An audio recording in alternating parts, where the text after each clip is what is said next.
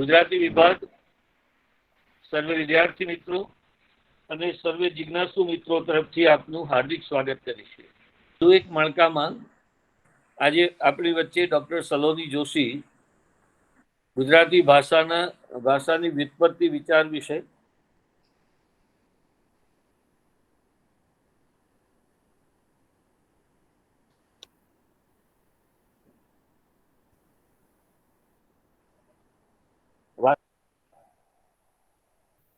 વાત કરવા પધાર્યા છે. એ આપણા સૌની માટે અત્યંત આનંદની ઘટના છે. સલોની જોશીએ સુધી અધ્યાપન કાર્ય કર્યું છે. આ સિવાય પણ ગુજરાતમાં રહી અને પ્રાકૃત ભાષાના અધ્યયન, અધ્યાપન, સંશોધન અને સંપાદન ક્ષેત્રે બહેનનું બહુ જ મોટું કામ છે. તેમણે ગ્રંથાલય વિજ્ઞાનને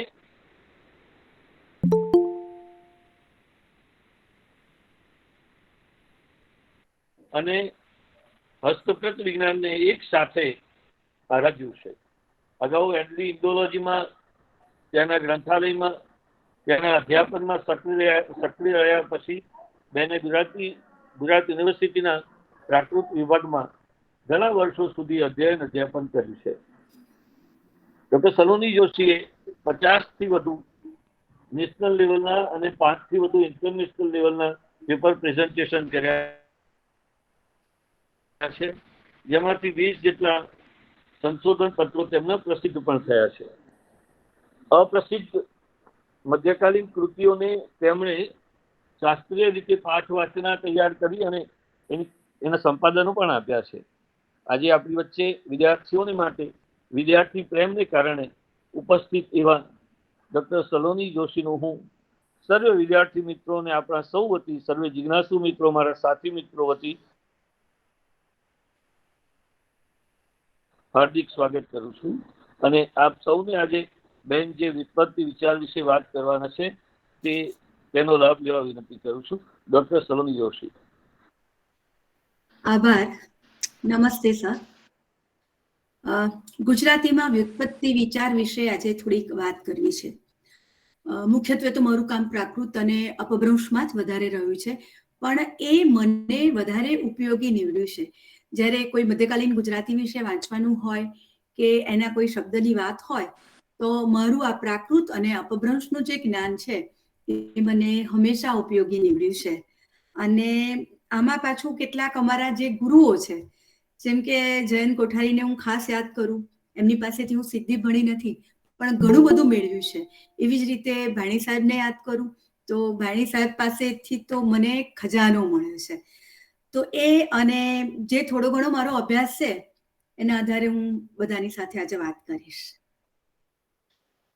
વ્યુત્પત્તિ અથવા તો શબ્દ વ્યુત્પત્તિ એટલે શું? તો વ્યુત્પત્તિ એટલે શબ્દોનું મૂળ, શબ્દોની વિકાસ યાત્રા અને તે ઉપરથી શબ્દોના મૂળનો વિચાર કરતું શાસ્ત્ર એટલે અથવા તો વિજ્ઞાન, એને વ્યુત્પત્તિ કહેવાય. એને વ્યુત્પત્તિ શાસ્ત્ર, વ્યુત્પત્તિ વિજ્ઞાન કે વ્યુત્પત્તિ વિચારથી પણ ઓળખી શકાય. વ્યુત્પત્તિમાં જે તે શબ્દનો કડીબદ્ધ પૂર્વ વૃત્તાંત મળે છે અને આ શબ્દયાત્રા પણ કહીએ છીએ. મૂળમાં તેનું કેવું સ્વરૂપ હતું, અનુક્રમે કયા કયા પરિવર્તનો થયા અને આપણી સમક્ષ એ કેવા સ્વરૂપે અત્યારે છે તે બધી જ વિગતોનો આ શાસ્ત્રમાં સમાવેશ થાય છે. વળી આ પરિવર્તનોની પાછળ અન્ય પણ કયા કયા પરિબળોએ ભાગ ભજવ્યો છે એ પણ આમાંથી આપણે જાણી શકીએ છીએ.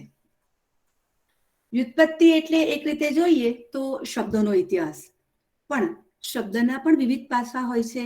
ઉચ્ચારણ, બંધારણ, અર્થ, વ્યાકરણિક વિશેષતાઓ, પ્રચલન, સામાજિકતા વગેરે. હવે આપણે આમ જોઈએ તો ભાષાનું સ્વરૂપ આપણી પાસે બે રીતે હોય છે. એક તો બોલાતું સ્વરૂપ અને બીજું લિખિત સ્વરૂપ. પણ આપણે જે પ્રાચીન સ્વરૂપ છે આપણી ભાષાનું, ગુજરાતી ભાષાનું અથવા તો કોઈ પણ ભાષાનું, તો એનું જે બોલાતું સ્વરૂપ હતું એ આપણી પાસે સીધું નથી આવતું. એ આવે છે તો લેખિત સાહિત્યના, લેખનના માધ્યમથી આવે છે. અત્યારે તો આપણી પાસે ધ્વનિ મુદ્રણ યંત્રો અને એની બધી લેટેસ્ટ ટેકનોલોજી છે, એટલે આપણે એને એના ઉચ્ચારણ, એક્સેન્ટ બધા સાથે આપણે એને ધ્વનિ મુદ્રિત કરી શકીએ. પણ પ્રાચીન કાળમાં તો આપણી પાસે એવું કશું હતું જ નહીં. અને લખાણની પણ કેટલીક વિશેષતા હોય છે. આપણી લિપિમાં આપણે જે ઉચ્ચારીએ છીએ, જે બોલીએ છીએ, એના જે ઉચ્ચારણો, એના એક્સેન્ટ, જેને લહેકો જે પણ કહેવાય, એને આપણે લેખનમાં નથી ઉતારી શકતા. એ રીતે સંપૂર્ણ રીતે આપણું લેખન નથી. પણ તેમ છતાંય આપણી પાસે જેટલું છે, જે લેખિત સાહિત્ય છે, એના આધારે જ આપણે ભાષાને ઓળખીએ છીએ, ભાષાનો અભ્યાસ કરીએ છીએ અને ભાષાને જાણીએ છીએ. હવે જ્યારે આપણી પાસે લેખિત સાહિત્ય કે લેખન સાહિત્ય છે, તો એના પણ ઘણા બધા જટિલ પ્રશ્નો છે. કારણ કે એક પ્રત જેણે રચના કરી, જે કવિએ એની રચના કરી, કે જે કર્તાએ કૃતિને અવતારિત કરી, આખું એનું સર્જન કર્યું, પણ પછીની પ્રક્રિયા, ઘણી વાર એવું પણ બન્યું હોય કે કર્તા પોતે ના લખતા હોય, કોઈક લખતું હોય. અમારા અપભ્રંશમાં તો સ્વયંભૂના 2 પત્નીઓ હતા અને એમણે જે મોટું રીઠનેમી મહાકાવ્ય, સંધિબદ્ધ કાવ્ય લખ્યું છે, મહાભારત કથાનું, એ એમની પત્નીઓ એની નકલ કરી હતી. એટલે લખનાર ઘણીવાર એવું બને, બોલનાર કંઈક કરે અને ક્યાંક કંઈક ફરક પડી જાય. તો એવી રીતે આપણી પાસે જે અત્યારે લેખિત સાહિત્ય ઉપલબ્ધ છે, એ પૂરેપૂરું જે તે બોલાતી ભાષા હતી એનો સંપૂર્ણ ચિતાર આપવામાં ક્યારેક ઊણું પણ ઉતરે. વળી પછી આ એક આખી પરંપરા હતી આપણી લેખિત સાહિત્યની, હસ્તપ્રતોની, કે એક હસ્તપ્રત પરથી બીજી હસ્તપ્રત પર ઉતારો થાય અને એમ આપણી પાસે અત્યાર સુધી એ બધી કૃતિઓ પહોંચી છે. તો એના પણ સંપાદનો થયા, એના પણ એક લૈયાઓના પણ અનેક પ્રશ્નો, કૃતિઓના એની સમીક્ષિત સંપાદનના એ પણ ઘણા બધા પ્રશ્નો છે. પણ એના સમીક્ષિત સંપાદનો અને એ સંપાદનોની પણ પાછળ આપણે જ્યારે શબ્દકોશ આપણી પાસે મળે છે એના અર્થો સાથે, કારણ કે શબ્દના સીધા અર્થો આપણને કેટલીક વાર સાચા નથી મળતા, એની આજુબાજુનો સંદર્ભ પણ આપણે જોઈએ છે, જોવો પડે છે.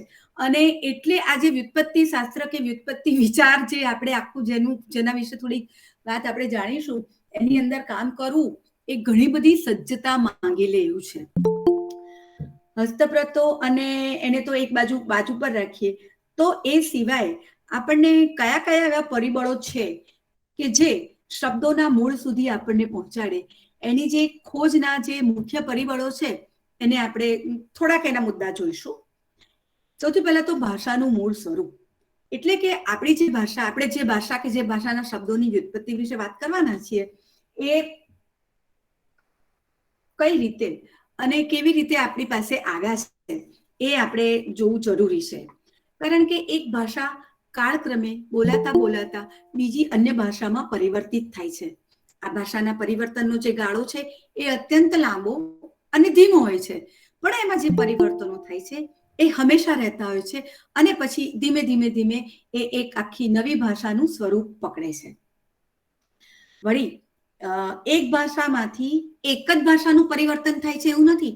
એક સાથે એક મોટી નદી જે વહેતી હોય એના અનેક ફાંટા પડે, તો એવી રીતે એક મૂળ જે ભાષા છે એમાંથી આપણી પાસે અનેક ભાષાઓ હોય છે. આપણી પાસે ઉદાહરણ છે પ્રાકૃત, અપભ્રંશ અને અત્યારે આપણી જે ભારતીય અર્વાચીન ભાષાઓ છે, ગુજરાતી, મરાઠી, હિન્દી, બંગાળી, એ બધી એક જ મૂળમાંથી અવતરિત થઈ છે.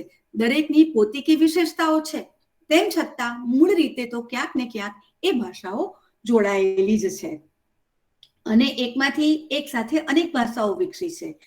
આ જે ભગીની ભાષાઓના શબ્દો છે એ પણ ક્યારેક આપણને આ શબ્દોના ઇતિહાસને શોધવામાં ઉપયોગી બને છે. વળી એક જ ભાષામાંથી એક જ શબ્દમાંથી 2 ભાષાઓમાં અલગ રીતે શબ્દોનું પ્રચલન થાય છે.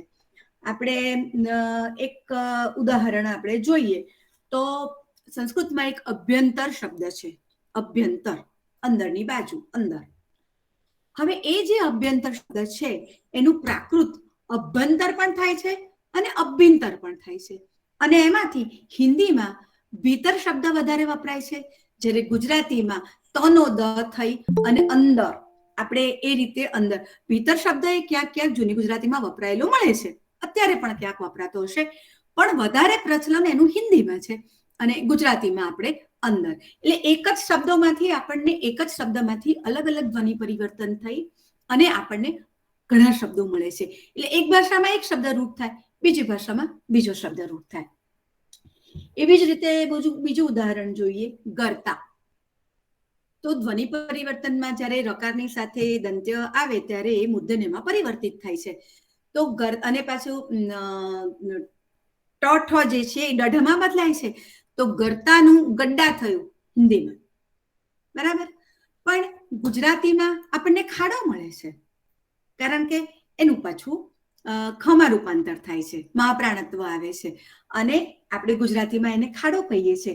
ગરતા, ગડ્ડા અને ખાડો, બરાબર, બે શબ્દ છે.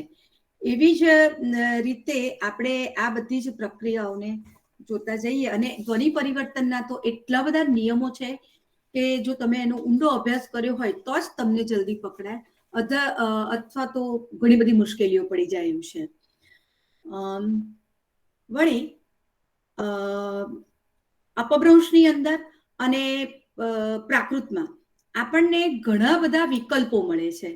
એટલે એક ભાષા વિકલ્પ વાળું રૂપ લે છે અને બીજી ભાષા બીજા વિકલ્પ વાળું રૂપ લે છે. આપણે આ દ્રષ્ટિએ જોઈએ તો પ્રાકૃત અને અપભ્રંશનું જે વ્યાકરણ છે એ મૂળ વ્યાકરણમાં આપણે જયારે જોઈશું ત્યારે લગભગ આપણને હેમચંદ્રાચાર્યના સૂત્રોમાં પ્રાયઃ એવું મળે છે. એટલે એમણે જે નિયમો આપ્યા હોય એ હંમેશા બધા જ શબ્દોમાં લાગુ પડે છે એવું પણ નથી.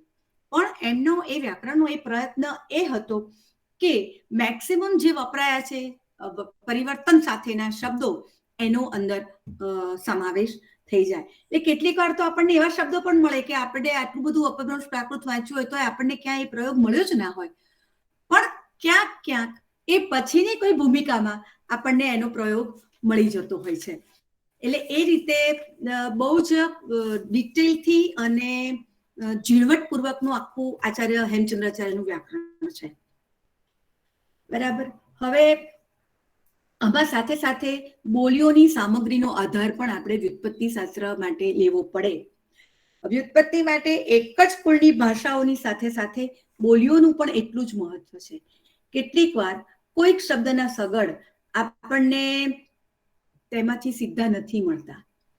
કેટલાક ઉદાહરણ આપણે જોઈએ તો ધૂળ શબ્દ છે આપણે, બરાબર, ગુજરાતીમાં ધૂળ શબ્દ છે, પરંતુ બોલીમાં એ ધૂળ, પેલી ધૂળી નિશાળ હતી પહેલા જે ધૂળ નાખીને એની અંદર કક્કો ને એકડો બગડો શીખવાડતા હતા એને ધૂળી નિશાળ, પણ એને બોલીમાં ધૂળી નિશાળ એવું પણ આપણને જોવા મળે છે. હવે સંસ્કૃત પ્રાકૃત અપભ્રંશમાં આપણને આ શબ્દ મળતો નથી, ળનો ડ એવો વપરાશમાં, પણ સિંધી, પંજાબી વગેરેમાં આ ડકાર વાળું સ્વરૂપ મળે છે. એટલે એક જ ભાષા વિશે તમારે જયારે વાત કરવી હોય ત્યારે એની ભગીને ભાષાઓનો જો આપણને પરિચય હોય તો આપણે એ શબ્દના મૂળ સુધી બહુ જ ઝડપથી પહોંચી જઈ શકીએ છીએ. એટલે આ જે ડકાર વાળું રૂપ છે એ આપણને એમાં મળે છે. આચાર્ય હેમચંદ્રએ અપભ્રંશ વ્યાકરણમાં એક તુગ્ર એવું સ્વરૂપ નોંધ્યું છે. એ તારો તારી એ સંબંધક માટે છે બીજા પુરુષના. તો એના માટે, અને મેં તમને પહેલા પણ કહ્યું કે અપભ્રંશની અંદર અને પ્રાકૃતમાં એમણે એવા કેટલાક પ્રયોગો, કેટલાક શબ્દો, કેટલાક નિયમો પણ, કેટલાક વ્યાકરણના રૂપો પણ આપ્યા છે, ધ્વનિ પરિવર્તનના પણ એવા શબ્દો આપ્યા છે કે આપણને એમ થાય કે આ તો વધારે પડતા છે, આ ક્યાં આપણને જોવા મળે છે. પણ ક્યાંક ને ક્યાંક એ જોવા મળે. આ જે છે એ અર્વાચીન ભાષામાં માત્ર અને માત્ર પંજાબીની એક પોથવડી બોલી છે અને એ બોલીમાં મળે છે. સાથે સાથે ગ્રંથ સાહેબની જે ભાષા છે એમાં પણ આપણને આ તુગ્ર વાળો શબ્દ મળે છે.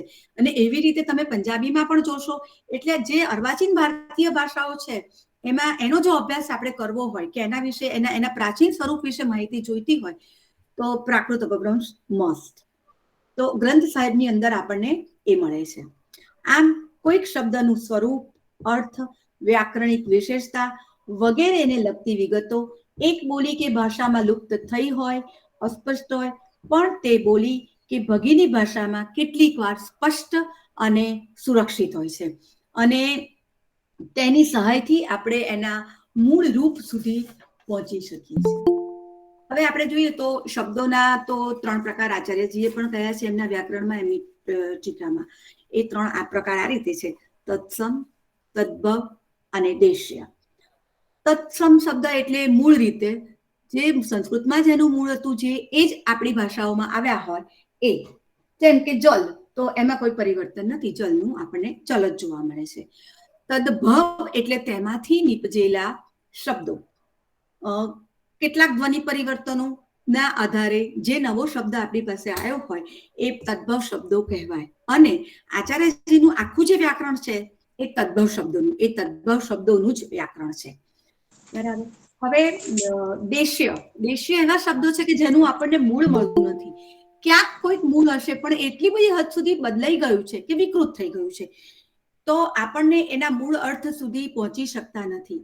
તો એ સમયે એના અર્થની ખબર હતી કે આ અર્થ થાય છે આ શબ્દનો, આ શબ્દમાં એ અર્થ, આ શબ્દ આ અર્થમાં વપરાય છે, પણ એના મૂળ જે રીતે તદ્ભવમાં તમે કયું ફલાણા આ નિયમના આધારે અહીંથી અહીંયા પરિવર્તન થયું છે અને આ શબ્દ અસ્તિત્વમાં આવ્યો છે, એવું તમે દેશ્ય માટે ના કહી શકો. જેમ કે લડહ, લડહ શબ્દ છે એ રમ્ય માટે વપરાય છે, પણ તમે એનું મૂળ તમને મળતું નથી. બરાબર. જ્યારે આ પ્રકારના શબ્દોનું બહુ જ હતા ત્યારે આચાર્યજીએ દેશી શબ્દ સંગ્રહ એમ કરી અને એક મોટો એના અર્થ કયા, આ શબ્દ કયા અર્થમાં વપરાય છે એ માટેનો એક આખો કોર્સ કરી આપ્યો છે. કારણ કે એમાં સાંસ્કૃતિક ઇતિહાસ પણ હોય, બીજી ભાષાઓ, જેમ કે આ દેશી શબ્દની અંદર સંગ્રહમાં આપણને ઘણી બધી દ્રવિડ ભાષાના શબ્દો મળે છે. એ સિવાય આપણી ભાષાએ તો એવા ઘણા બધા, કારણ કે ગુજરાતમાંથી વ્યાપાર વણત માટે બહારના દેશોમાં જવાનું ઘણું બધું બનતું હતું અને બહુ સ્વાભાવિક છે કે કોઈ પણ વ્યક્તિને મળે ત્યારે ભાષાથી, જ્યારે ભાષા સાથે એકબીજાનો સંપર્ક થાય, એક વ્યક્તિ બીજી વ્યક્તિને મળે એટલે ભાષાનો સંપર્ક, આદાન પ્રદાન ધીમે અંશે પણ શરૂ તો થઈ જ જાય. એટલે એવી રીતે પણ ઘણા બધા શબ્દો આપણી ભાષામાં આવ્યા છે. પણ આ જે દેશીય શબ્દો છે જેના મૂળ રૂપ સુધી આપણે પહોંચી શક્યા નથી, એનો આખો એક સંગ્રહ છે અને એ પણ આપણને વ્યુત્પત્તિ માટે ક્યારેક ક્યારેક જરૂરી બનતા હોય છે, ઉપયોગી બનતા હોય છે. હવે શબ્દની જે વ્યુત્પત્તિ છે એમાં એક અત્યંત મહત્વનું જે પરિબળ છે એ પરિબળ છે ભાષા પરિવર્તનના વિવિધ પાસાઓ. આ કયા પાસાઓ છે? તો એક તો શબ્દના ધ્વનિ સ્વરૂપમાં થતું પરિવર્તન, અને આ બહુ મોટું પરિબળ છે. બીજું જે છે એક શબ્દના બંધારણમાં પરિવર્તન થાય છે, અને ત્રીજું છે એ શબ્દના પ્રચલનમાં થતું પરિવર્તન. હવે શબ્દની વ્યુત્પત્તિ માટે તેની જે આગળની, એટલે કે જે પૂર્વ ભૂમિકા છે, ક્યાંથી આવ્યું, તો આપણે જો ગુજરાતીની વાત કરીએ તો અપભ્રંશ અને પ્રાકૃત. પહેલા અપભ્રંશ આવશે, અપભ્રંશથી આગળ પ્રાકૃત, ને પ્રાકૃતથી આગળ સંસ્કૃત. બરાબર. તો આમાં ધ્વનિ પરિવર્તન માટે આચાર્યજીએ માત્ર ધ્વનિ પરિવર્તન માટે જે એમણે સિદ્ધેમ શબ્દાનુશાસનનું વ્યાકરણ આપ્યું છે એમાં 8મો અધ્યાય પ્રાકૃત માટે રાખ્યો છે, અને 8મા અધ્યાયમાં 2 પાદ છે પૂરેપૂરા, લગભગ 200 થી આસપાસના સૂત્રો હશે ટોટલ, માત્ર અને માત્ર ધ્વનિ પરિવર્તન માટે આપ્યા છે. પહેલા પાદની અંદર એમણે બધા સ્વરોના પરિવર્તન પ્લસ અસંયુક્ત વ્યંજનના પરિવર્તનો આપ્યા છે, અને પછી એમણે સંયુક્ત વ્યંજનના પરિવર્તન આપ્યા છે, ને પછી વ્યાકરણને એ બધી વિશેષતાઓ અને અન્ય પ્રાકૃતોની વાત આવે છે. પણ એટલે ધ્વનિ પરિવર્તનના કેટલા બધા નિયમો આપ્યા છે, એટલે આપણે આખી ભાષા બદલાઈ ગઈ છે. અને આની પાછળનું કારણ એ જ હતું કે સરળતા. સંસ્કૃતમાં ઉચ્ચારણની જે ક્લિષ્ટતા હતી, વ્યાકરણિક નિયમોનું જે બંધન હતું, એનાથી આખું જુદું, સરળતા તરફ જે ગતિ થતી હતી, અને એના પરિણામે આ ધીમે ધીમે આખી ભાષા આપણી બદલાઈ છે. તો આપણે કેટલાક એના જોઈએ ઉદાહરણો કે ભાઈ કેવી રીતે બદલાયું છે. હસ્ત સંસ્કૃત શબ્દ છે, એનું પ્રાકૃત હસ્ત થાય છે, અને પછી ગુજરાતીમાં હાથ આવે છે. એવી જ રીતે મસ્તક, એનું થશે મત્થ અ, મત્થઉ અપભ્રંશમાં થશે, અને માથઉ જૂની ગુજરાતીમાં, અને પછી માથું. તો આ એક આખી એની પરિવર્તનના વિકાસની લાઈન છે. એટલે આવી રીતે બીજા પણ કેટલાક છે આપણા જે શબ્દો વપરાતા હોય છે, જેમ કે સ્વસ્તિકમ, સ્વસ્તિકો, સથિયો, સથિયું, સાથિયઉ, એ અપભ્રંશમાં, અપભ્રંશ એ ઉકાર બહુલા ભાષા પણ કહી છે, અને સાથીઓ, અત્યારે જેને આપણે સાથીઓ સ્વસ્તિક કરીએ છીએ એ સ્વસ્તિક. તો અહીંયા આપણે જોઈએ તો સ્ત એ બધામાં સમાન રીતે સ્તનો થ થયો છે અને પછી એ થ થયો છે. હવે આની અંદર કયો નિયમ આવે કે ભાઈ જ્યારે ઉષ્મ વ્યંજનની સાથે કોઈ પણ અલ્પપ્રાણ વ્યંજન સંયુક્ત રીતે આવે ત્યારે એ જે છે અલ્પપ્રાણ એ મહાપ્રાણમાં બદલાય અને સંયુક્ત રીતે એના જ અલ્પપ્રાણ સાથે આવે. કારણ કે જ્યારે પણ મહાપ્રાણ સંયુક્ત રીતે આવે ત્યારે હંમેશા એ પોતાના અલ્પપ્રાણ સાથે જ આવે. કોઈ અલગ અલગ વર્ગના બે મહાપ્રાણો એક સાથે ક્યારે આવી શકે નહીં, કારણ કે ઉચ્ચારણમાં જ અઘરું પડે. અને એના આધારે એટલે જેટલું આપણું વ્યાકરણ અને મોટો જે ભાગ ભાષા પરિવર્તનનો છે એ ધ્વનિ પરિવર્તનના કારણે થયો છે. બીજા પરિબળો પણ છે પણ મુખ્ય આ છે.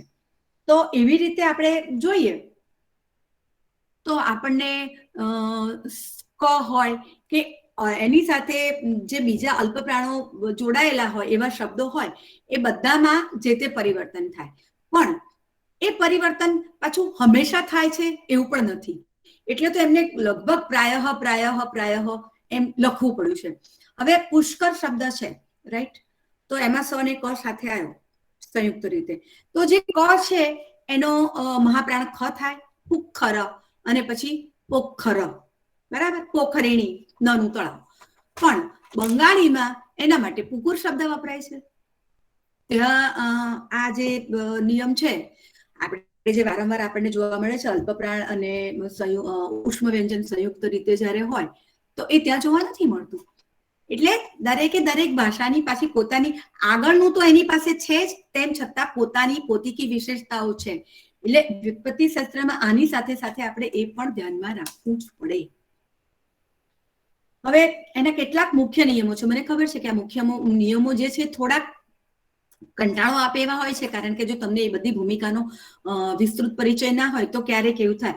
પણ હું ખાલી એનું મુખ્ય અને એનો શબ્દ ઉદાહરણ એટલું આપીશ તો મને લાગે છે કે બીજું પ્રાકૃતની એક વિશેષતા એ છે કે એમાં ક્યારેય પ્રારંભમાં સંયુક્ત વ્યંજનો ના હોય. હવે પ્રારંભમાં જ્યારે સંયુક્ત વ્યંજનો ના હોય તો શું હોય? ક્યાં તો એનું એકમાંથી બેમાંથી એકનો લોપ થાય અને ક્યાં તો પછી એમાં સ્વરનું આગમન થાય. જેમ કે સ્ત્રી શબ્દ છે તો સ્ત્રી આપણે જોઈએ છે. આપણે તો જે એલાઇટ લોકો છે કે જે વધારે ભણેલા છે એ લોકો સ્ત્રી બોલી શકે છે, પણ આપણે લોકબોલીમાં કોઈને બોલતા સાંભળીએ તો અસ્ત્રી અથવા તો સ્ત્રી, તો ક્યાંક ને ક્યાંક આગળ સ્વરાગમ થઈ જાય છે. જો વચ્ચે આવે ક્યારેક સંયુક્ત તો એમાં પણ સ્વરાગમ થાય છે. જેમ કે કૃષ્ણ, કરસન, રાઈટ? તો એવા તો ઘણા બધા શબ્દો છે. ધર્મ, ધરમ, જન્મ, જન્મ.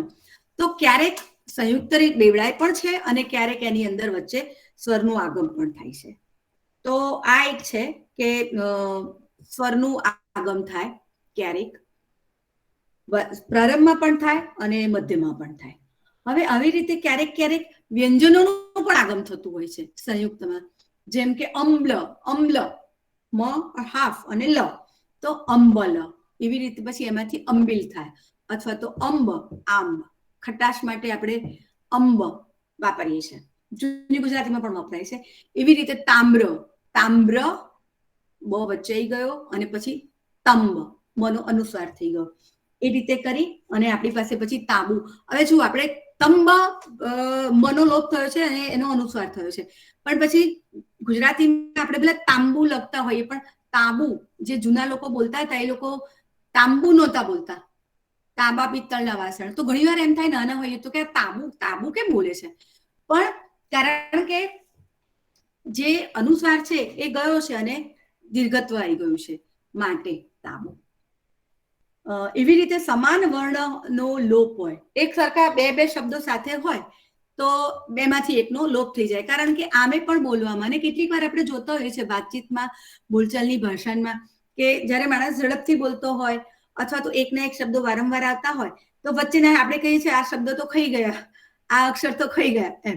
એટલે એવી રીતે પણ એનો લોપ થતો હોય છે અને આપણે સમાન વર્ણ લોપ કહીએ છીએ.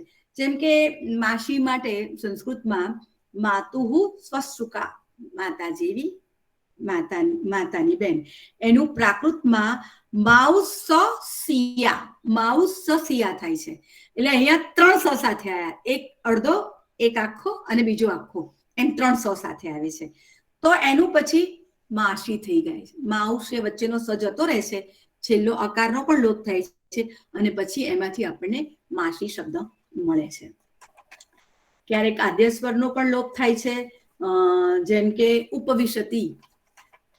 ઉપવિશતી એટલે બેસવું સંસ્કૃતમાં, અને એમાંથી પછી પનો લોપ થાય છે, યકાર આવે છે અને ઉનો પણ લોપ થાય છે, અને પછી બઈ સહી, અને પછી ગુજરાતીમાં બઈ સહી બેસે છે. એવી રીતે ધ્વનિનું વૈરૂપ્ય થાય, એટલે જેમ સમાન વ્યંજન હોય, ક્યારેક એકની ઉપર બીજાની અસર પણ હોય, એવી રીતે વિરૂપતા પણ આવી જાય. બે શબ્દ એક સાથે હોય તો એક અક્ષર, એક જ શબ્દની અંદર બે સમાન અક્ષરો સાથે હોય તો એકમાં જેમ આપણે આગળ જોયું કે લોપ થઈ જાય છે, એમ બીજાની અંદર એ વિરૂપ્ય થઈ જાય છે, એટલે બીજો આવી જાય છે. જેમ કે મીમાંસા તો વિમનસઈ, વિમાસઈ એ શબ્દ આવે છે. પલાલ તો લ બે સાથે આવી ગયા તો એક પરાલ, પરાલ અને પછી પરાળ, અત્યારે જે પરાળી, જે ઘાસ પાક લીધા પછીનું જે વધારાનું ઘાસ હોય એને પલાળ, પરાળ. આ જ રીતે ક્યારેક ક્યારેક શબ્દમાં વ્યત્યય થતો હોય છે. વ્યત્યય એટલે શું? આગળનો અક્ષર પાછળ જતો રહે, પાછળનો અક્ષર આગળ આવતો રહે. આવી રીતે વ્યંજન વ્યત્યય તો થાય છે, પણ સાથે સાથે ક્યારેક સ્વર વ્યત્યય પણ થતો હોય છે. એના પણ આપણને ઘણા બધા ઉદાહરણો જોવા મળે છે. જેમ કે વારાણસીનું વાણારસી, ફલાહારનું ફળાહાર, અને પછી ફરાળ, ફરાળ થઈ ગયું. એકચ્યુઅલી ફલાહાર અને પછી એનું ફરાળ થઈ ગયું. ક્યારેક ક્યારેક અરસપરસ ધ્વનિઓના પ્રભાવને કારણે પણ શબ્દો બદલાતા હોય છે. હવે એના માટે એક ઇન્ટરેસ્ટિંગ ઉદાહરણ છે ભક્ત, ભોજન, રાઈટ? ભક્ત એટલે રાંધેલું અનાજ. એના પરથી પ્રાકૃત શબ્દ આવ્યો ભક્ત. આ જે ભક્ત શબ્દ છે એનો પછી ભાત થયો, પણ એ જે ભાત હતો એ બધા માટે વપરાતું હતું, બધા ભોજન માટે. પણ પછી ચોખાનો વધારે વપરાશ હતો, મુખ્ય ભોજન એ હતું, એટલે ભાત. ભાત એટલે રાંધેલા ચોખા, એવો આપણી પાસે અર્થ આવ્યો. પણ બીજી એક રસપ્રદ વાત એ છે કે જે ભાત, ભાતું, કેટલીક વાર ભાતું પણ બોલતા હોય છે, એટલે કોઈ પણ ભોજન જે આપણે સાથે લઈ જાય, આપણે જમવા બેસતા હોય તો એવું ના કહીએ કે ચલો ભાતું ખાઓ. ભાતું અને ભકારના કારણે જે તો જે બોલીએ છે એનું પણ મહાપ્રાણત્વ થઈ ગયું છે. અને આપણે અત્યારે ભાથું, ભાથું શબ્દ બોલીએ છે કે ભાઈ ભાથું લઈ ગયું કે ભાથું આપ્યું, કોઈ રસ્તામાં જતું હોય. હવે આ જે ભાથું શબ્દ છે એ પછી એના સીમિત અર્થમાં વપરાય છે કે જ્યારે કોઈ મુસાફરી કરતું હોય ત્યારે રસ્તા માટે, પોતાના માટે જે ખાવાની વાનગીઓ લઈ જાય કે જે ખાવાનું લઈ જાય એના માટે આપણે ભાથું શબ્દ વાપરીએ છીએ, બરાબર?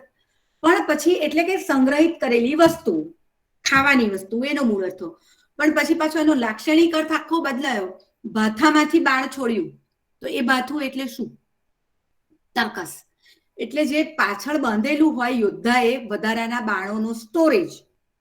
તો આવી રીતે પણ આખા અર્થ બદલાય છે.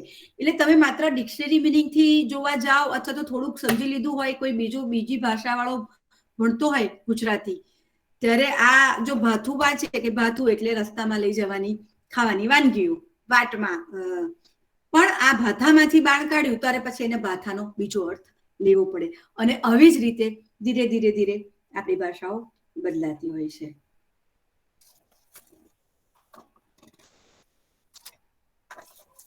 હવે આ સિવાય ઘણા બધા નિયમો છે, પરંતુ હું એના વિશે વાત નહીં કરું. આ તો એકચ્યુઅલી વ્યુત્પત્તિ શાસ્ત્ર જે છે કે વ્યુત્પત્તિ વિશે જ્યારે વાત કરવી હોય ત્યારે બહુ જ મોટો વિષય છે.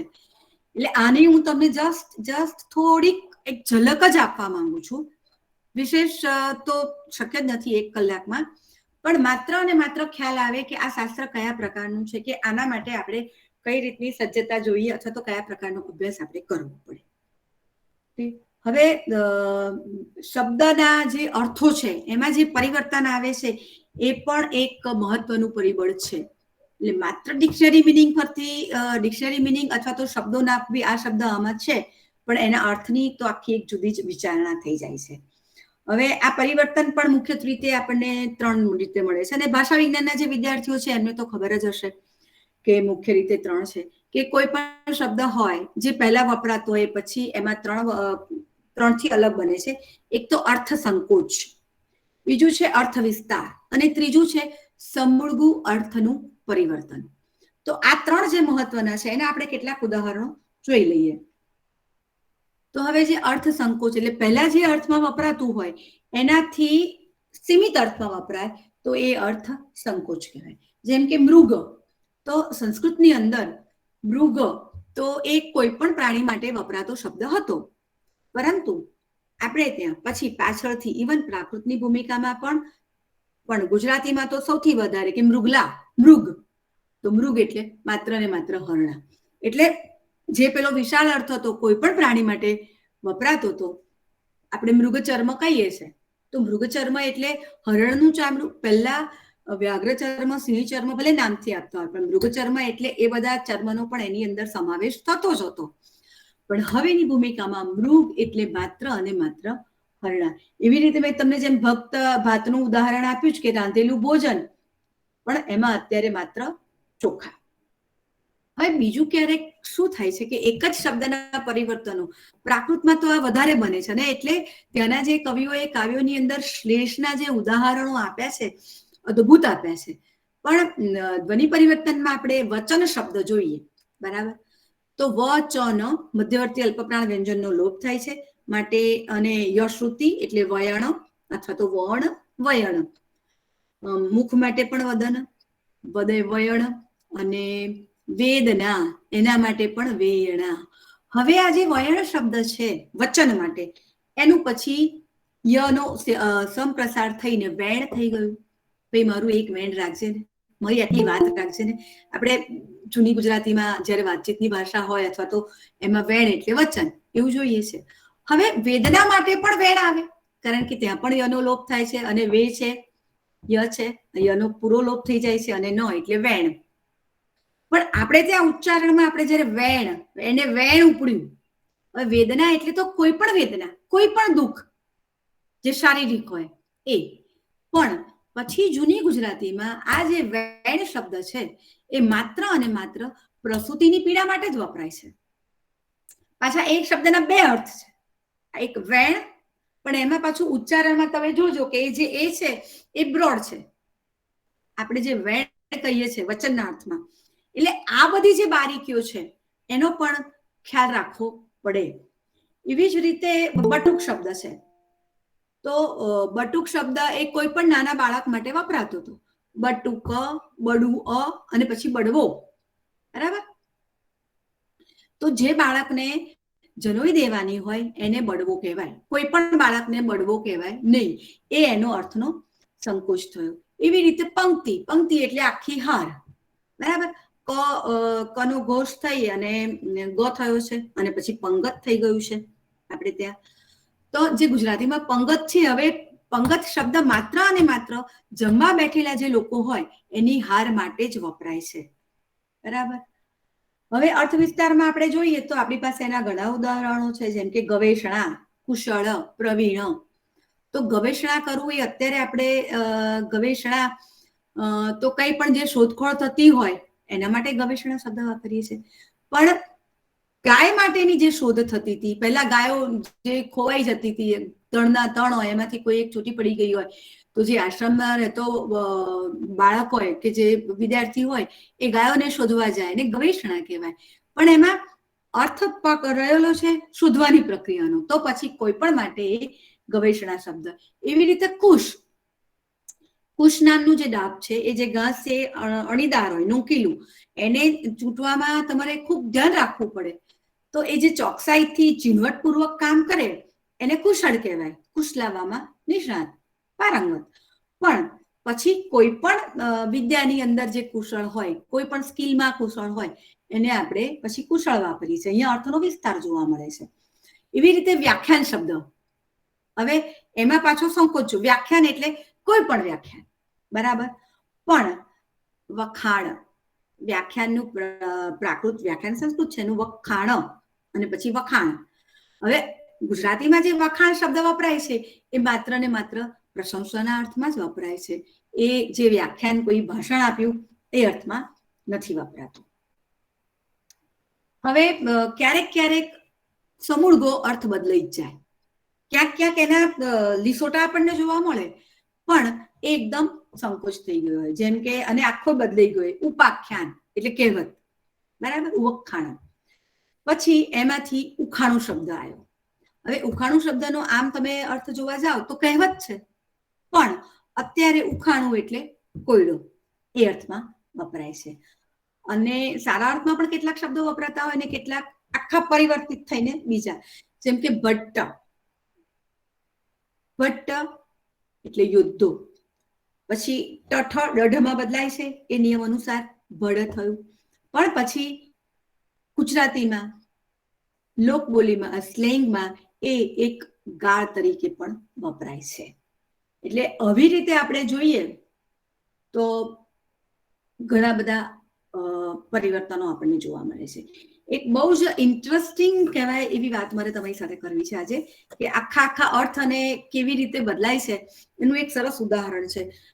મલિનાથ ચરિત્રનું મેં સંપાદન કર્યું હતું પ્રાકૃતમાં, અને એ લગભગ 12મી શતાબ્દીનું છે. તો એમાં એક પરંપરા હતી કે પ્રાકૃતના જેટલા કાવ્યો હોય કે જે કૃતિઓ હોય એમાં સંસ્કૃત અને અપભ્રંશ મળે જ. ઇવન અપભ્રંશનું હોય તો તમને એમાં સંસ્કૃત પણ મળે અને પ્રાકૃત પણ મળે. એટલે આ લોકો પોતાનું પાંડિત્ય જે નિષ્ણાત હતા એ ક્યારેક ક્યારેક અમુક વર્ણનો આવે એમની અંદર અપભ્રંશ મૂકી દે, સરસ, જેમાં નાદ સૂચક શબ્દોનો ઉપયોગ કરવાનો હોય, ઉત્સવો હોય, ક્યાંક વાજિંત્રો વાગતા હોય, તો એવી રીતે. તો મલિનાથ ચરિત્રની અંદર પણ એક એવું અપભ્રંશમાં કેટલાક પદ્યો આવ્યા છે. અને એનું જે એક અપભ્રંશ, અને અત્યારે હું ભાઈ સાહેબને ખાસ યાદ કરીશ, લગભગ 25 વર્ષ પહેલા જયારે એમાંનો કેટલો એક શબ્દ મળ્યો નહીં અમને લોકોને, અર્થ ના મળ્યો ક્યાંયથી, પ્રાકૃતના કે બીજા બધા અપભ્રંશના કોર્સમાંથી ને ક્યાંથી શોધવું. પણ આ 12મી શતાબ્દીની કૃતિ છે એટલે કેટલાક ગુજરાતી, જૂની ગુજરાતીના શબ્દો પણ અંદરથી આપણને મળે છે. ભાઈ સાહેબ સાથે વાત કરી લગભગ 25 વર્ષ તો ખરા. એમની સાથે જયારે વાત કરી ત્યારે એમણે મને તરત મેં આ દોહો બતાવ્યો. એ દોહો આ રીતે છે: ઇનતઉ જંતઉ ઉડ્ડી ઉણ તહિમ તેત્તી લઈ વિયેસી ઓપૈડા પિયાર દુહ કારણી તુહુમ બી મરેસી. પિયાર દુહ કારણી, પારકાના પિયાર એ શબ્દ મને ના મળ્યો, પણ એમણે તરત જ મારું જે કાગળ હતું આ દોહો લખીને ગઈ હતી એની ઉપર તરત એમણે એક લોકગીત લખ્યું. એ લોકગીત પ્રચલિત છે: પરણ્યા એટલે પ્યારા લાડી ચાલો આપણે ઘેર. એટલે મને થયું કે આની સાથે ક્યાં પ્યાર માટે આટલું જૂનું કેવી રીતે? મને કે આ પ્યાર શબ્દ તો બદલાઈ ગયો છે, એ ખરેખર પ્યાર નથી, એ પિયાર શબ્દ છે. અને આ જે પિયાર શબ્દ છે એ પરાયવું એના પરથી પરિવર્તિત થઈ અને થયું છે. અને પછી મને એના બીજા 2-3 ઉદાહરણો મળ્યા. નરસિંહ, પ્રેમાનંદ અને અખાજીની કૃતિઓમાં મને એ શબ્દ મળ્યો, પિયાર એટલે પારકું, પારકાના અર્થમાં. તો કેટલાક એવા શબ્દો હોય છે કે જે કોષોની અંદર પણ નોંધાયેલા ના હોય, અને અપભ્રંશનો કોર્સ તો આમે અઘરો છે. જે થયો છે એ પણ માત્ર 1 કે 2 કૃતિઓના માટે જ થયેલો છે આખો. એટલે આ પ્રકારના શબ્દોને શોધવા અને એની અંદર મૂકવા એ અઘરી વસ્તુ છે. પણ આપણી સાથે આપણા આવા વિદ્વાનો હતા અને આપણને સતત એમનું માર્ગદર્શન મળતું હતું, અને એ રીતે આવા શબ્દોની ગૂંચને આપણે ઉકેલી શકીએ. આપણા સદભાગ્ય હતા કે આપણી પાસે આવા ગુરુઓ હતા. પણ આ જે પિયાર શબ્દ જે છે, પારકાના દુઃખના કારણે, વાત એમ હતી કે પતિ પત્ની જુદા પડી ગયા હતા, વાહન તૂટી ગયું હતું, એટલે એકનું પાટિયું આ બાજુ, બીજી બંને અલગ અલગ પાટિયા પર, અને બંને અલગ અલગ દિશામાં જતા હતા. એટલે એમની સાથે એમનો જે સાથી હતો પોપટ, એક બાજુથી ઉડીને બીજીને સમાચાર આપે એની પત્નીને કે ભાઈ તારો પતિ સકુશળ છે, ને પત્નીના સમાચાર પતિને. પણ વેણ દૂર દૂર જતા ગયા, એમ પેલાને બહુ જ પરિશ્રમ થયો. ત્યારે પેલી એ કહ્યું કે પિયાર દુહ કારણી તુહુ વિમરેસી, કે અમારા જેવા પારકાના દુઃખ માટે તું મરીશ, એના કરતા તું આજુબાજુ જતો રહે. તો આ શબ્દો કેવી રીતે આપણને મળી જાય છે, અને જ્યારે એનો અર્થ મળે છે ત્યારે આપણને અચાનક કેટલો બધો આનંદ પણ થાય છે. અને આની સાથે બીજી જ આવી જ રીતે શબ્દની કથા હું તમને કહું કે જયંત કોઠારી જ્યારે મધ્યકાલીન શબ્દકોશ કરતા હતા એ વખતે ઘણી ગૂંચવણો, અને એ વખતે ઇન્ડોલોજીમાં એ વારંવાર આવવાનું બનતું હતું, કારણ કે ઇન્ડોલોજીનો જે ગ્રંથ ભંડાર છે એ એકદમ સમૃદ્ધ હતો. એટલે આવે અમુક શબ્દો મળે ના મળે એની ચર્ચા પણ થાય. અને એ વખતે મને બરાબર ખબર છે કે ઘણા બધા શબ્દો એમને રાજસ્થાની શબ્દકોશમાંથી મળી ગયા હતા. આજે રાજસ્થાની શબ્દકોશ છે એ લગભગ 11 વોલ્યુમનો તો છે અને કેટલો બધો સરસ રીતે થયો છે. તો મેં તમને પહેલા જે કહ્યું કે ભાઈ ભગીની ભાષાઓની પણ જરૂરિયાત પડે છે આપણને, તો એ આ રીતે આપણને એક યા બીજી રીતે ઉપયોગમાં આવે. તો આ અર્થની જે ભૂમિકા હતી એ આપણે જોઈ. બરાબર. હવે બીજું પણ ક્યારેક એક બીજું મહત્વનું સામાજિક પરિબળ છે કે જેની અંદર આપણે અમંગળ સૂચક શબ્દો જે હોય એનો પ્રયોગ કરતા અચકાતા હોઈએ છીએ કે ભાઈ નથી બોલવું. તો જ્યારે કોઈ મૃત્યુ પામે ત્યારે મરણ પામ્યા છે એવું નથી બોલતા આપણે. બહુ સ્વાભાવિક છે, બધાને ખબર છે કે ભાઈ સ્વર્ગવાસી થયા છે, કૈલાસવાસી થયા છે. જે ધર્મમાં હોય વૈકુંઠવાસી થયા છે, શિવપંથી હોય તો કે કૈલાસવાસી થયા છે, ધામમાં ગયા છે. અને હવે તો હમણાં આજકાલ અંગ્રેજીમાં ઘણા સ્પિરિચ્યુઅલ ગ્રુપમાં મેં નવો શબ્દ સાંભળ્યો કે એમણે બોડી વેકેન્ટ કર્યું, શરીર ખાલી કર્યું. મૃત્યુ પામ્યા એવું નથી બોલતા, બોડી વેકેન્ટ કર્યું. એટલે આ રીતે ધીમે ધીમે. અને બીજો પણ એક મને ઇન્ટરેસ્ટિંગ કિસ્સો યાદ આવે છે. આ થોડોક આઉટ ઓફ આપણા વ્યાખ્યાની, પણ શબ્દો કેવી રીતે બને છે એની મારે તમને વાત કરવી છે.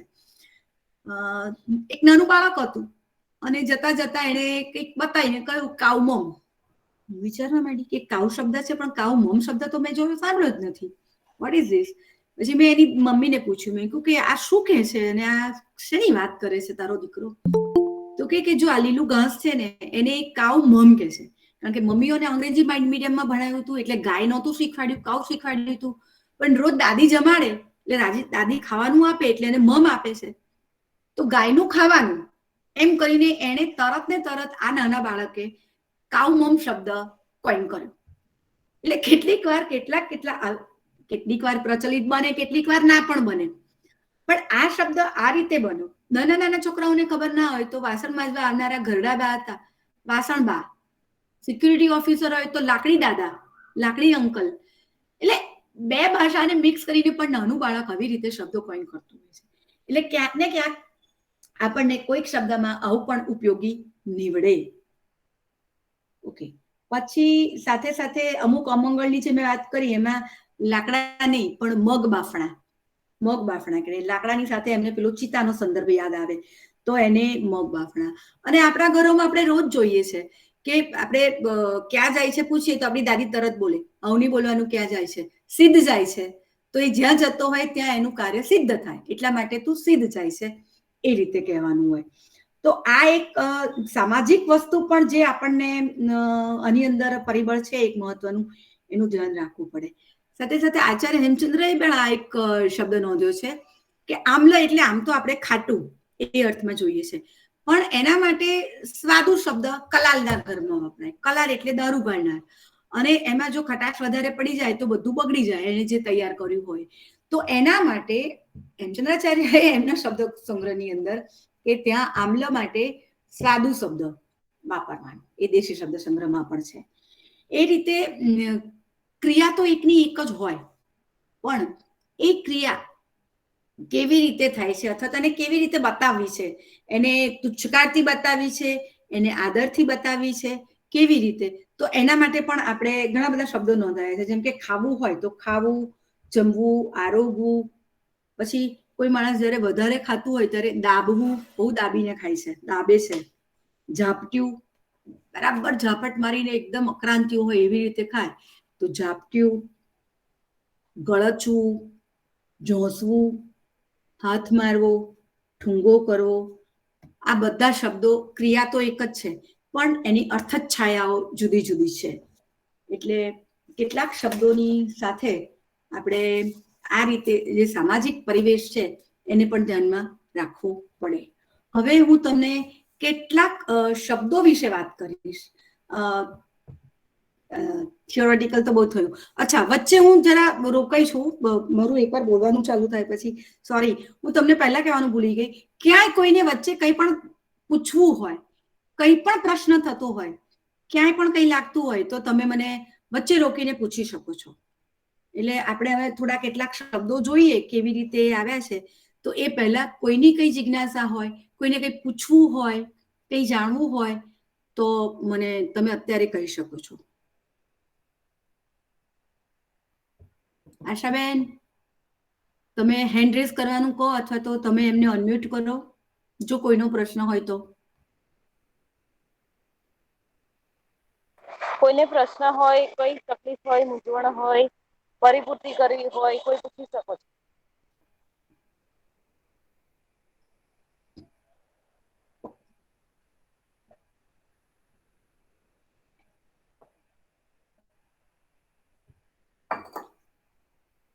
અચ્છા, કોઈ મુશ્કેલી નથી. ઓકે, પણ સમજાય છે તો ખરું ને હું જે વાત કરું છું એ? એટલીસ્ટ એ તમે વાત કરો તો પણ મને ખ્યાલ આવે કે ભાઈ બરાબર છે, તમને સમજ પડતી જાય છે અથવા તો કોઈ મુશ્કેલી નથી નડતી. પિનલ, રિયા, મમતા સમજાય છે ને? મેડમ સમજાવે છે. અથવા કંઈ વિશેષ જાણવું હોય, પૂછવું હોય તો પણ તમે કહી શકો. Feel free.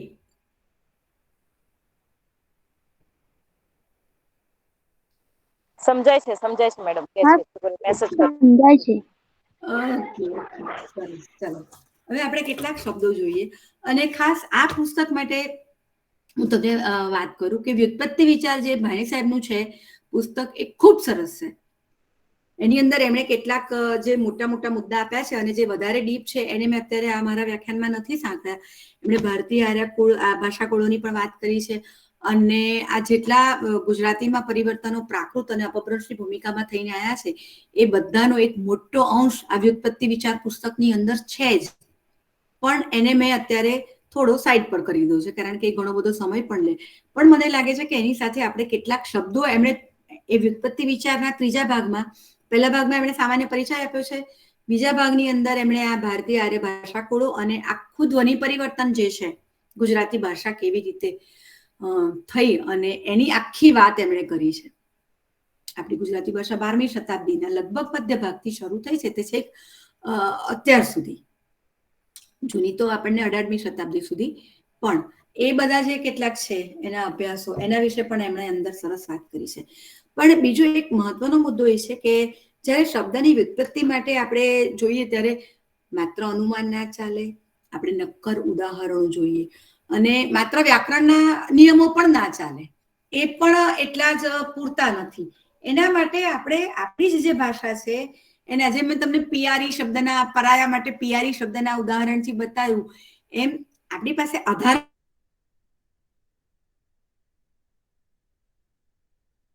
ભાણી સાહેબે એક સરસ શબ્દની વાત કરી છે, પરગજુ.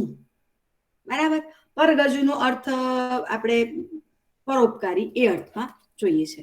તો એમણે જે નોંધ્યું છે એ પ્રમાણે એમણે લખ્યું છે કે ભાઈ પરગજુ તો જોડણી કોષે એનો જે સંબંધ છે એ ફારસી શબ્દ ગરજ સાથે જોડ્યો છે અને પછી એમના મતે પરગરજુ અને એના પરથી પરગજુ શબ્દ બન્યો હોવો જોઈએ એવું કોષકારે લખ્યું છે. પણ ભાણી સાહેબ એમના જે અભ્યાસથી રજૂ કરે છે એ કહે છે કે પરગજુ શબ્દનું જૂનું રૂપ પરકજુ. હવે પરકજુ પણ કેવી રીતે? પરકાર્ય, પારકાનું કાર્ય. હવે પ્રાકૃતની ભૂમિકામાં જોઈએ તો કાર્ય, કજ્જ, પછી કાચ અને પછી કાચ. તો પરકજુ બીજાનું કાર્ય, બીજા માટે કાર્ય. એ ઉદાહરણ આપતા કહે છે કે ઈસવીસન 1430માં હિરાનંદ સૂરીએ રચેલા કલિકાળ રાસમાં આ શબ્દ મળે છે અને આવી રીતે મળે છે: આપ સવારથી સહુઈ હોય, પરકજુ છઈ વિરલવ કોઈ. એટલે પોતાના માટે બધા જ કામ કરતા હોય, સ્વ અર્થ માટે, પણ પરમાર્થ માટે, પારકાના માટે બહુ જ વિરલા લોકો હોય છે. તો આ પરગજુ શબ્દ ત્યાંથી આવ્યો છે કારણ કે પરકજુ એ સ્વરૂપ પરગજુનું મૂળ તરત પકડાય છે. પરકાર્ય એ તો મેં તમને સમજાયું. ઓકે, નામ ઉપરથી વિશેષણ બનાવવાનો ઉપપ્રત્યય પણ બીજા કેટલાક શબ્દોમાં મળે છે, જેમ કે આળસ, આળસુ, પરકજ, પરકજુ અને કનો ગ. કનો ગ એટલે ક્યારેક ક્યારેક ઘોષ વ્યંજનો અઘોષમાં બદલાય છે. એ તો પ્રાકૃતની ભૂમિકાથી જ આપણે જોઈએ છે. જેમ કે આની અંદર આપણે કેટલાક જોઈએ તો કાળનું આપણને ગાળ, જેમ કે કેરી ગાળ, તો કેરી ગાળો કહીએ છીએ આપણે વાતચીતમાં પણ વાપરીએ જ છે. કની જગ્યાએ ઘણા બધા કયાગ્રો, તેડાગર, કામગૃહ. તો આ પ્રકારના આપણને ઘણા બધા ઉદાહરણો મળે છે. અને માટે પરકજુ પરથી પરગજુ, એટલે અહીંયા શબ્દનું મૂળ જ્યારે પકડાયું એ કેવી રીતે, તો કયા અને એટલે જ જે મધ્યકાલીન શબ્દકોશ છે એનું જે આખું કામ થયેલું છે એ અદ્ભુત છે.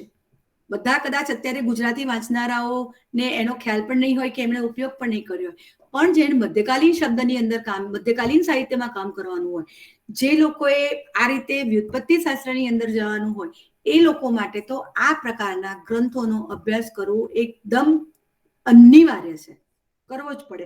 અને તો જ આપણને આ શબ્દનું આખું મૂળ પકડાયું કે પરગજુ, પરકજુ, કનો ગ. તો આ રીતે તમે જ્યારે તમે જુઓ ત્યારે તમને એ મળે છે. બીજું એક સરસ શબ્દ છે આશકા. બરાબર. હવે જેમ કનો વ્યંજન પરિવર્તનમાં કનો એટલે અલ્પપ્રાણ મહાપ્રાણમાં પણ ક્યારેક ક્યારેક બદલાતા હોય છે, અને એમાં કોઈ નિમિત્ત નથી હોતું, બસ બદલાય છે. જેમ કે કિલ શબ્દ સંસ્કૃતનો છે, બરાબર, તો કનો ખ થાય છે તો કુબ્જ, ખુજ્જ પ્રાકૃતમાં મળે છે, અને આપણે ગુજરાતીમાં ખીલ, ખીલી, કનો ખ થાય છે, બરાબર. ગड्ढામાં આપણે ખાડામાં જોયું જ કે એ થાય છે. તો એવી રીતે સંતોક અને આશકા એ બે શબ્દ છે. હવે એમાં મૂળમાં જઈએ તો સંતોષ જે મૂર્ધન્ય શ છે, તો વેદોમાં પણ ક્યાંક જે મૂર્ધન્ય શ છે એનો ખ થાય છે. આપણને હરિલીલા ષોડશ કલાની જગ્યાએ હરિલીલા ખોડશ કલા એવું પણ આપણને જૂની ગુજરાતીમાં જોવા મળ્યું છે. તો સંતોખ અને પછી એનું સંતોક, સંતોક નામ આપણે ત્યાં જોવા મળે છે. એવી જ રીતે આશકા, અગ્નિશિખા. આશકા એટલે ભગવાનની જે આરતી ઉતારી હોય પછી એની ઉપરની જે અગ્નિશિખા હોય એને આપણે જે આપણા મસ્તક પર લગાડીએ એ અગ્નિશિખા, બરાબર. તો એનું પછી એ જ ખ થઈ અને ક થયો અને પછી આશકા થયું. તો આ રીતે શબ્દો બદલાતા હોય છે અને ધીમે ધીમે આપણી ભાષામાં રૂઢ થતા હોય છે. એક બીજું સરસ શબ્દ જે વપરાશમાં આવે છે ઢોલ્લા. ઢોલ્લા શબ્દ ઘણા લોકોએ સાંભળ્યો છે. રાજસ્થાનીમાં તો વધારે વપરાય છે, એના ગીતો પણ છે, લોકગીતો પણ છે. ઢોલ્લા પરથી ઢોલણા અને ઢોલિયો શબ્દ પણ આપણે ત્યાં વપરાય છે. તો પહેલી નજરે તો આપણને એવું લાગે કે આ ઢોલ્લા શબ્દ છે તો કદાચ દેશી હશે, ક્યાંથી મળશે, પણ એના મૂળમાં દુર્લભ શબ્દ છે દુલ્હન, દુલ્હા, જે આપણે જાણીએ છીએ. દુર્લભ, કોઈ પણ સ્ત્રી કે પુરુષ માટે પોતાના લાઈફ પાર્ટનરને શોધવું દુર્લભ હોય છે, અથવા તો જે વિશિષ્ટ હોય એને જે પસંદ કરતા હોય છે. તો દુર્લભ સંસ્કૃત, એનું દુલ્લહ મહાપ્રાણ વ્યંજન ભ છે એટલે એ હમાં બદલાય છે, મધ્યવર્તી છે. અને દુર્લ, ર ને લકાર સાથે આવ્યો છે એટલે ર નો લોપ થાય અને લ નું દ્વિત્વ થાય. તો એમ તો દુલ્હ, પછી એવી રીતે દુલ્હન, દુલ્હા. અને દ જે છે ક્યારેક ક્યારેક મૂર્ધન્ય વ્યંજનો રકારની જોડે હોય છે, ત્યારે એ દંત્ય વ્યંજનો રકારની ઉપસ્થિતિમાં મૂર્ધન્યમાં બદલાય છે. જેમ કે મૃત્તિકા, માટી, મૃત, મડ, મળું, એ રીતે. તો દુર્લભનું અને એ ત થ દ ટ ઠ ડ અને પછી એ ડ નો ઢ બદલાય અને એ જે ઢ થયું પછી દુલ્હન, એમાંથી તમે જ્યારે જુઓ ત્યારે તમને મળે અને અર્થની સાથે તમને પછી એનું મળે. એટલે આ જે ઢોલ્લા શબ્દ છે એ, અને એ પણ મને કોઈ કોર્સમાં નથી મળ્યો. એ મારા પીએચના ગાઈડ હતા, મારા ગુરુ હતા ડોક્ટર આર એમ શાહ. એમણે મને, અમે લોકો જયારે ભણતા હતા ત્યારે આવું બધું ક્યારેક આપણને અમુક પુસ્તકોમાં નથી મળતું, પણ જે આપણા સમર્થ ગુરુઓ હોય એ આપણને શોધી આપે, અથવા તો એમની વિચારસરણીમાંથી આપણે એને પકડી લઈએ. તો આ જે ઢોલ્લા શબ્દ છે એના મૂળમાં દુર્લભ શબ્દ છે. એવી જ રીતે આપણે દિવાળીમાં સુવાળી બોલીએ છીએ, રાઈટ? એક ખાદ્ય છે સુવાળી. કેવી રીતે સુવાળી? સુવાળીનો અર્થ શું છે? તો એકદમ નરમ, એકદમ કોમળ. મૂળ નામ હતું સુકુમાલિકા, એકદમ કોમળ. કુમળ, કુમાલિકા, સુકુમાલિકા. સુકોમલ, એમાંથી સુકુમાલ થયું અને પછી એમાંથી કનો લોપ થાય છે મધ્યવર્તી અલ્પપ્રાણ છે એટલે જે કનો લોપ થયો અને ઉ બાકી રહ્યો, સુમાલ. અને પછી અપભ્રંશની ભૂમિકામાં મનો વ થતો હોય છે, અનુનાસિક વ, સુવાળી. અને અત્યારે આપણે જે બોલીએ, જ્યારે આપણે બનાવતા હતા નાના હતા ત્યારે દિવાળીમાં સુવાળી, ત્યારે આપણને ખબર હતી કે એની પાછળ આ સુકુમાલિકા શબ્દ હતો. એવી જ રીતે આપણે વૃક્ષ શબ્દ, લુખું, લુખું, લુખું એ રનો જ લ થઈને આવ્યો છે. એટલે ક્યારેક ક્યારેક આ જે વ્યંજનોની પરિવર્તન થવાની રીત છે એનાથી પણ આપણને શબ્દો મળે છે. રૂખ, વૃક્ષ, અને એમાંથી આપણને લ એનો લ થાય છે, ક્ષનો ખ પણ થાય અને કખ પણ થાય અને ચછ પણ થાય. એટલે એમાંથી લુખું અને લૂછવું. આપણે જે અત્યારે લૂછ્યું, તો એ જે લૂછવાની પાછળ કોરું કરવું, તો એ જે વૃક્ષ છે એના પરથી આપણને આ શબ્દ મળ્યો છે. એવી રીતે સરાઈયો શબ્દ છે, તો એની પણ આખી છે સુરભી. સરાઈયો એટલે જે સુગંધિત દ્રવ્યોનો વેપાર કરતો હોય, અને આપણે કહીએ ભાઈ સરૈયાની દુકાન છે આ જગ્યાએ, તો ત્યાં તમને અગરબત્તી મળે, ચંદન મળે, કપૂર મળે, એ પ્રકારની સુગંધિત વસ્તુઓ મળે, તો સરાઈયો. તો એની અંદર પહેલા સુરભી શબ્દ હતો સંસ્કૃતનો, જેમાં આપણને સુગંધની વાત થાય છે. એ ભકારનો હ થઈ ગયો, મધ્યવર્તી મહાપ્રાણ વ્યંજન હમાં બદલાય છે. એ રીતે સુરહીયો, સુરહી અને સુરભીનો જે વેપાર કરનારો એ સુરાહીયો, અને એના પરથી સરાઈયો શબ્દ આપણને મળે છે. એવી રીતે દોષી શબ્દ છે. આપણી કેટલીક સરનેમ હોય છે જે, તો એ કેવી રીતે આવે છે, તો એ તમારા ધંધા પરથી આવે. તો દોષી, દુષ્ય શબ્દ હતો મૂળ. દુષ્ય એટલે કપડું. કપડાના જે વેપારી હોય એ દોષી. અને આપણને ખબર હશે જૂના ગરબાઓમાં પણ જ્યારે માતાજીની વાત આવતી હોય કે કોઈની વાત આવતી હોય કે ભાઈ દોષી માતાજી માટે ચુંદડી લાયો, આ લાયો, તો એમાં દોષી શબ્દ આવે છે. હજી પણ કેટલાક લોકોની એ આપણને સરનેમ જોવા મળે છે. એવી રીતે આપણે પંચોલી શબ્દ જોઈએ. પંચોલી, આમ તો સીધું સીધું પંચનું તો કે તમને પંચોલીનું તો 5 પણ એકચ્યુઅલી એની અંદર મૂળમાં પંચકુલિક, 5 કુળવાન વ્યક્તિઓ, જેને પંચ આપણે કહીએ, 5 કુળવાન વ્યક્તિઓ, પંચકુલિક, પંચઉલીય. અને પછી અંતમાં ય કે અ હોય તો ક્યારેક ક્યારેક બોલવામાં એનો લોપ થઈ જતો હોય છે, ને પંચોલી. તો તમે આવી રીતે પણ જોવા જાઓ તો તમને એની વ્યુત્પત્તિ, એના પણ આ બધા માટે તમારે ભાષાનું જ્ઞાન અત્યંત જરૂરી છે, અને ત્યારે જ એ શક્ય બને. એવો બીજો પણ એક, હા, ગોજારો. કેટલાક શબ્દ અમુક રીતે બદલાઈ જતા હોય છે, જેમ કે ગોજારો. ગોજારો એટલે શું? તો ભાઈ મરણતોલ, અથવા તો જેનાથી આપણને આ વિશેષણ તરીકે વપરાય છે, પણ એમ કે જે મૃત્યુ સુધી પહોંચાડે એવો કે વધારે ભયંકર એમ. હવે એના મૂળમાં ગો હત્યારો, ગો વધ્યકારક, ગો ગાયનો હત્યારો, વધ્યકારક, વજ્જાર, ગોજારીઓ, એનું વધ્યકારક, વજ્જારો. કારણ કે જ્યારે કોઈ પણ તવર્ગના લોકો, એટલે કે દંત્ય વ્યંજનો ય સાથે સંયુક્ત રીતે આવે ત્યારે એ હંમેશા તાલવ્યમાં બદલાય છે, એટલે વધ્યનું વજ્જ. એવી રીતે તમને માજમ, માજમ એટલે શું?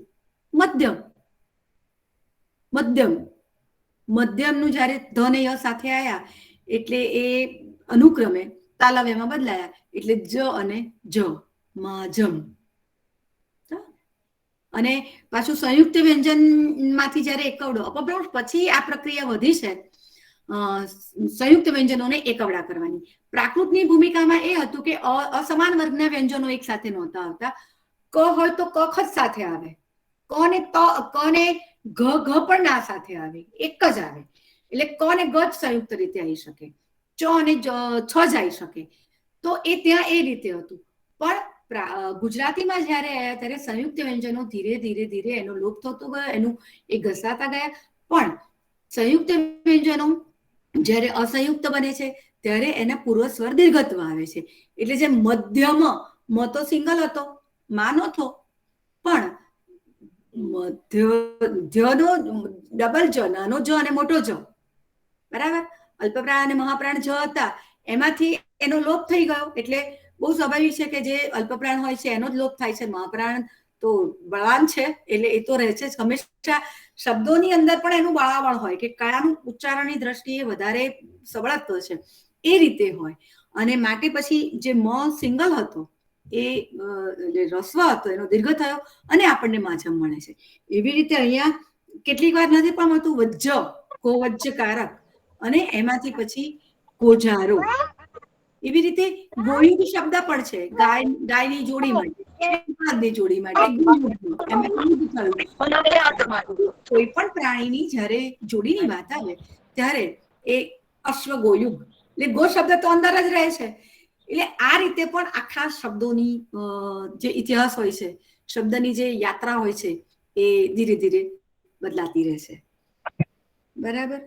હવે મને લાગે છે કે આટલા ઉદાહરણો પૂરતા છે અને સમય પણ હવે થવા આવ્યો છે.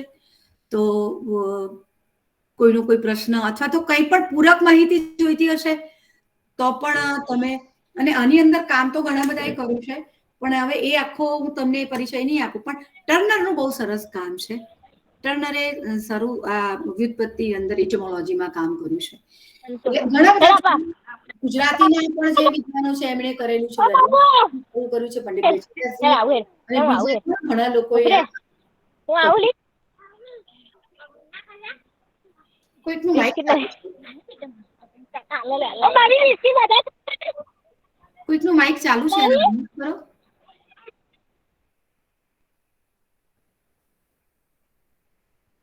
હેલો, અંજલિનું માઇક ચાલુ છે. Okay okay fine. તો અહીંયા હવે હું અટકું છું અને હજી તો ઘણા બધા છે આના, પણ આ થોડું આચમન. બરાબર.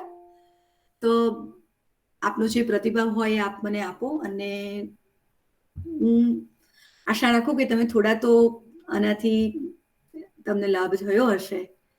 તો હવે અટકું છું. Thank you very much. Thank you સલોનીબેન. ખૂબ સરસ રીતે આટલી ટેકનિકલ અને અઘરી વાતોને આપણે સરસ રીતે અમારા વિદ્યાર્થીઓ સમક્ષ રજૂ કરી. એ માટે હું સર્વ વિદ્યાર્થીઓ તરફથી અને કોલેજ પરિવાર તરફથી આપનો આભાર માનું છું. આપણે આ વ્યાખ્યાન જે વિદ્યાર્થી મિત્રો અત્યારે જોઈ નથી શક્યા એ બધા હવે પછી યુટ્યુબમાં પણ જોઈ શકશે.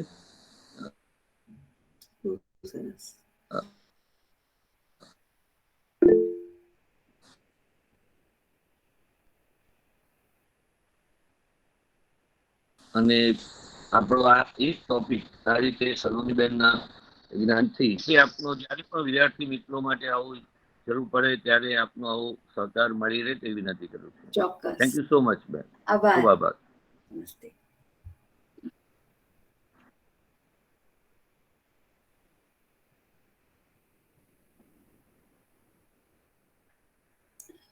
સો હવે આપણે મીટિંગ એન્ડ કરી શકીશું.